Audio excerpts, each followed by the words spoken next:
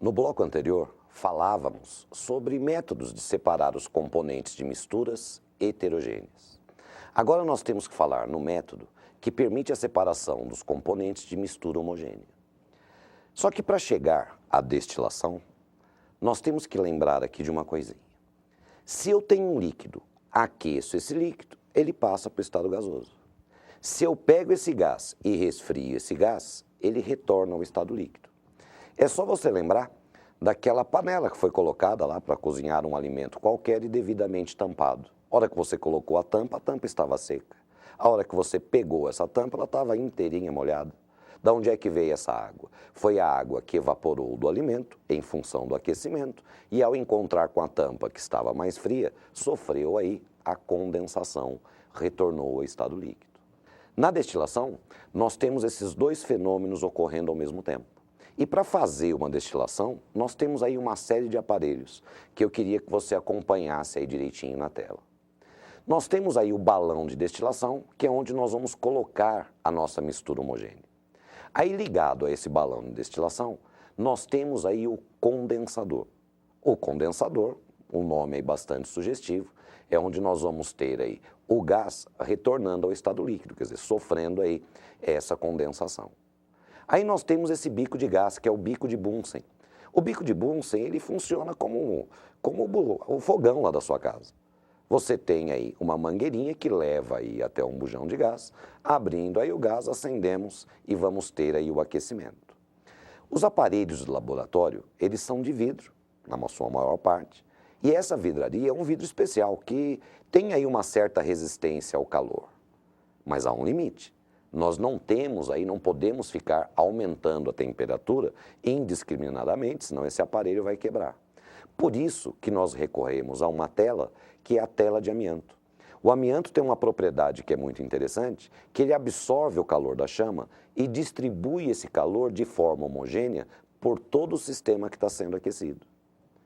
Dentro do balão de destilação, vamos colocar uma mistura homogênea de um líquido e um sólido. E é lógico que o nosso exemplo não poderia ser outro, água e o sal de cozinha dissolvido. Fazendo o aquecimento, nós já sabemos que o sal tem pontos de ebulição muito alto, quer dizer, a hora que você faz esse aquecimento, quem evapora aí é apenas a água. Esses vapores de água, eles vão ganhar o interior do condensador. E aí no condensador você observa direitinho que nós temos uma entrada e uma saída. Nós temos aqui nessa parte de baixo, você coloca aí uma mangueira e leva até uma torneira. Abrindo essa torneira, a água vai ganhar toda essa parte interna do condensador e lá na saída superior, nós temos aí uma mangueirinha que vai ser levada a uma torneira, que é para manter o interior do condensador sempre devidamente resfriado. O vapor d'água, ao ganhar o interior do condensador, vai sendo resfriado aí pela presença de água e vai retornando ao estado líquido. Você observa que essa saída do balão de destilação é inclinada, né?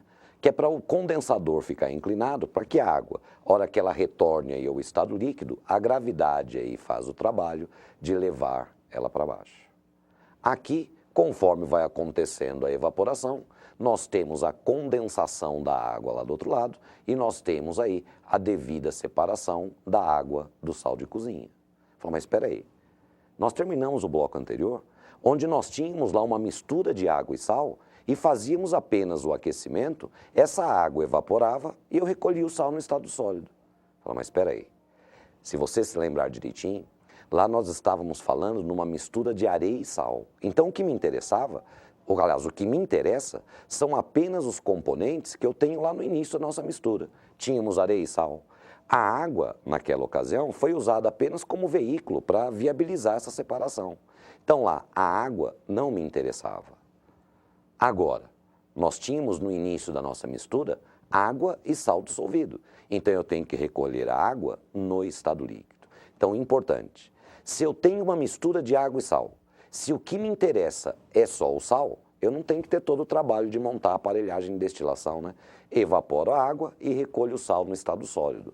Como eu já tinha dito, método de obtenção do sal de cozinha a partir da água do mar. Agora, se nessa mistura água e sal, se o que me interessa é o líquido, no caso, se o que me interessa é a água, aí, obrigatoriamente, nós temos que fazer essa destilação.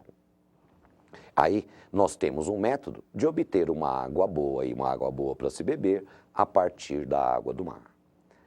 Essa destilação, onde nós temos entre os seus componentes grandes diferenças no ponto de ebulição, nós temos aí a destilação chamada de destilação simples. Só que nós temos aí alguns tipos de mistura, como por exemplo, uma mistura homogênea de líquidos. Quando se fala numa mistura homogênea de líquidos, a primeira que vem à nossa cabeça, um dos exemplos mais clássicos, a mistura de água e álcool. E quando a gente fala em álcool, é o álcool comum, o etanol ou álcool etílico. O etanol puro, ele ferve a uma temperatura que fica em torno de 78 graus Celsius. A água pura, ela alcança ebulição, sempre ao nível do mar, né, na temperatura aí de 100 graus Celsius. Então nós temos aí componentes que apresentam os pontos de ebulição muito próximos. Então se eu colocar no balão de destilação e fizer aí o aquecimento, nesses vapores estão saindo água e álcool junto. Então como é que nós vamos conseguir concretizar essa separação? Aí nós temos um aparelho que é acoplado ao balão de destilação, que agora você vai acompanhar ele aí na tela, que é a coluna de fracionamento. Quer dizer, é nessa coluna que nós vamos efetivamente separar aí a água do álcool. Dentro dessa coluna, a mais simples, ela apresenta uma série de pequenas bolas de vidro. A hora que os vapores de água e álcool entram em contato com essas bolas de vidro, já vão sofrer resfriamentos, né? E a água condensa mais fácil do que o álcool. Então, quer dizer que a hora que tem esse resfriamento, dentro dessa coluna, a água já passa para o estado líquido e retorna à nossa mistura de água e álcool. Agora, o álcool consegue ultrapassar por toda essa coluna e vai ganhar o condensador. Lá vai ser devidamente resfriado e aí sim condensado chegando ao outro lado. Nós temos aí essa destilação fracionada. Quando se fala em água e álcool, é a mistura aí clássica para se falar nesse tipo de destilação. Só que a gente tem que chamar a sua atenção de que quando eu faço essa destilação pela primeira vez, nós vamos obter lá um álcool com muita água ainda. Então, se eu quiser obter, por exemplo, o álcool 96 graus GL, 96% do volume de álcool e 4% de água, que é onde nós teríamos uma porcentagem bastante considerável de álcool, nós temos que fazer aí destilações sucessivas. Quando nós falamos em destilação fracionada, não poderíamos deixar de lembrar do petróleo, né? O petróleo é uma grande mistura homogênea de líquidos. Bom, mas se eu tenho uma mistura homogênea de líquidos, para efetivar, para eu separar os derivados do petróleo, o método é a destilação fracionada. Só que, obviamente, nós temos o aparelho, que a coluna de fracionamento para se obter esses derivados, ela é muito mais sofisticada do que essa que nós mostramos. Mistura de gases. A mistura de quaisquer gases em quaisquer quantidades é homogênea. E se é mistura homogênea, para separar eu tenho que fazer a destilação.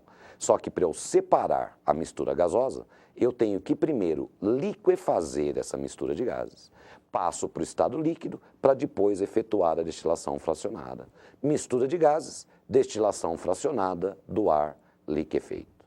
E agora eu queria aproveitar para a gente fazer um exercício aí na sua apostila. 2 amostras de uma solução aquosa de CuSO4, que é o sulfato de cobre, de coloração azul, foram submetidas respectivamente às seguintes operações. 1. Filtração através do papel de filtro. 2. Destilação simples. Qual é a coloração resultante? Item A, do material que passou pelo filtro na operação 1, no item B, pelo produto condensado na operação 2. Justifique suas respostas. Ele disse solução aquosa, então o solvente é a água que nós sabemos que é incolor. Ele disse que é solução aquosa de sulfato de cobre e disse que a solução é azul. Então quem está trazendo a coloração azul para esse sistema é o sulfato de cobre. Só que se eu tenho solução, quer dizer que é mistura homogênea. Quer dizer, o sulfato de cobre ele está completamente dissolvido. E a primeira operação que ele cita é a filtração. E nós enfatizamos na nossa aula que o papel de filtro, ele permite a passagem do líquido e de tudo que está dissolvido no líquido. Então, se eu pegar uma solução aquosa de sulfato de cobre, quer dizer, nós temos aí uma mistura homogênea, ao jogar aí no papel de filtro, toda a solução vai conseguir ultrapassar esses pequenos poros. Então, a coloração no filtrado é a mesma coloração da solução. Então, no item A, azul. E a justificativa da resposta é essa.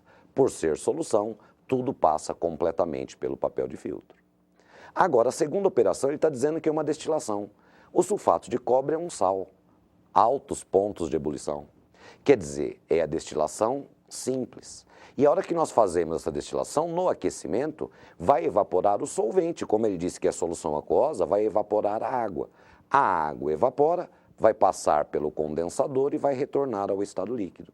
Quer dizer, que o produto condensado, quer dizer, o que vai ser evaporado e depois passado ao estado líquido pelo resfriamento, que é a condensação, é a água. E se eu tenho a água, nós temos ela incolor. E a justificativa da resposta é exatamente essa. Na destilação, nós fazemos a evaporação e a condensação do solvente. Nesse caso, como a solução é aquosa, o solvente é a água. E lembrando que os sais são sempre compostos sólidos nas condições ambientes. Por isso, eles apresentam pontos de fusão anormalmente elevados.